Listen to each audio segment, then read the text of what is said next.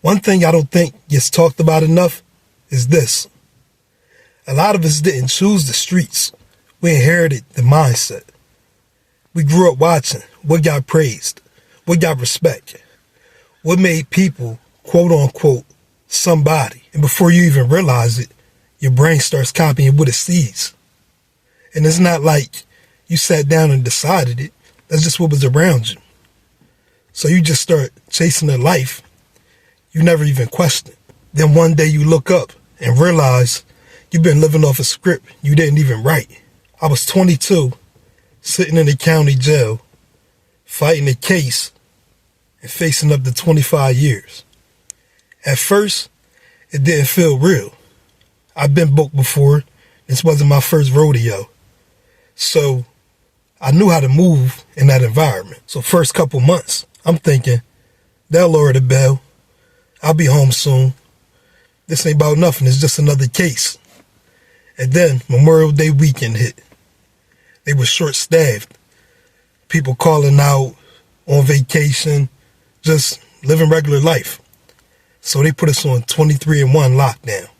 That's 23 hours in your cell, 1 hour out. And that's if they even feel like it. So that same weekend, my girl came to visit me. She come in looking good, hair done, summer outfit on, sun shining outside, like life's still normal. I'm on the other side of the glass in all white with DOC stamped on my back. No contact visits, glass between us, talking through that phone like a movie scene. But this my real life. I couldn't smell her through the glass, but I knew how good she used to smell, especially when she dressed like that. You know, your mind is filling the blanks for you, if you know what I mean. Visit over, they call time. Chairs moving, doors buzzing, people lining up to leave. She walk out. I watch her go. They escort me back. Metal door slammed behind me. That sound hit different when you know you're not leaving. I go back to my cell, sitting on the bunk, looking out that little window. Nice weather outside, holiday weekend. People probably at cookouts, pools, parks. I got pictures of my kids on the wall because I wouldn't let them come see me in there. And that's when it starts settling in. I might not be coming home no time soon. Sitting in there long enough, your mind start going places you just can't ignore. I be on that bunk, asking myself, how much times I actually been booked already? How much time I really lost doing this? Then another thought had hit. How much money did I actually make if I subtract bail, lawyers, time laws? The number was stupid. I started thinking about dudes I grew up with, the ones who were the man on the block. Money, cars, respect. Now they either dead, doing 10, 15, 20 years, or coming home older, 45, 50 years old, starting from scratch. And I'm sitting there like, so what was we really chasing? Because in jail, nobody cared what you drove. Nobody cared what you wore. Nobody cared about who feared you outside.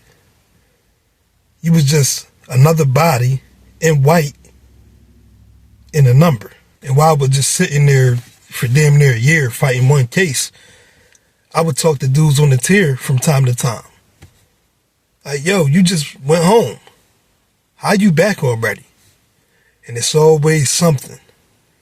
PO violation, baby mama drama, wrong place, wrong time.